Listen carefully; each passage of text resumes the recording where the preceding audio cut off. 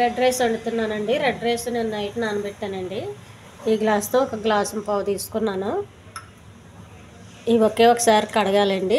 ఈ కలర్ కొంచెం పోయేంత వరకు, ఎక్కువ కడగొద్దు. ఈ గ్లాస్తో 4 గ్లాసులు నీళ్ళండి.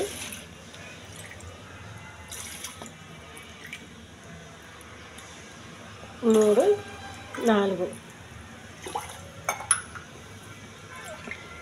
స్టవ్ వెలిగించి స్టవ్ మీద పెట్టాలి. కొంచెం ఎక్కువసేపు ఉడకనివ్వాలండి.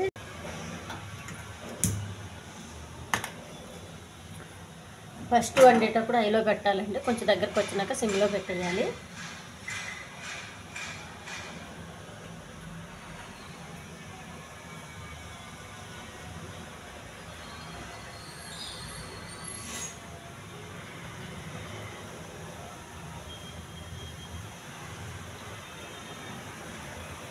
మూత పెట్టి ఉడకనివ్వాలి.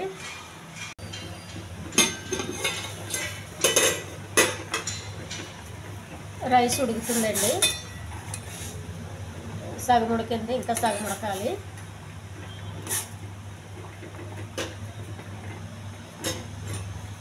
బాగా ఉడికేంత వరకు హైలోనే పెట్టాలండి. మంట సిమ్లో పెట్టొద్దు. బాగా దగ్గరకు వచ్చినాక సిమ్లో పెట్టాలి.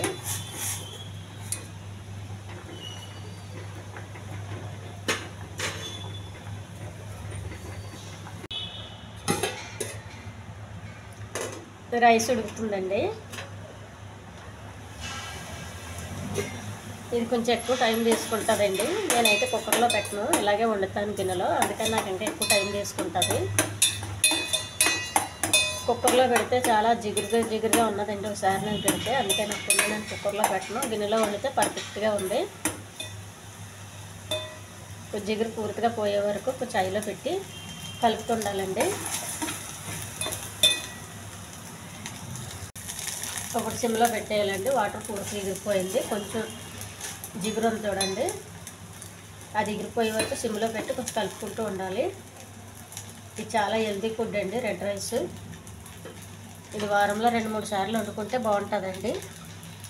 ఎందుకంటే ఎక్కువ అలవాటు లేని ఫుడ్ కాబట్టి మనం ఎక్కువ తినలేము. అందుకని హెల్త్ కోసం వారంలో 2-3 సార్లు వండుకుంటే మంచిది. ఈ రైస్లో ఎక్కువ రైస్ తిన్నా బాగుంటుందండి. స్టవ్ ఆపేయాలి. కొంచెం వాటర్ ఉందనగానే, ఎందుకంటే రైస్ జిగురు వచ్చేస్తుంది, మాడిపోతుంది ఎక్కువగా ఉంటే స్టవ్ పైన. అందుకని ఎక్కువ పెట్టకూడదు. ఈ ఛానల్ నచ్చితే సబ్స్క్రైబ్ చేయండి, షేర్ చేయండి, లైక్ చేయండి, కామెంట్ చేయండి. ఇది చల్లగా అయిన తర్వాత పొడి ఆడుతుంటుందండి. వేడిగా ఉన్నప్పుడు జిగురుగా ఉంటుంది.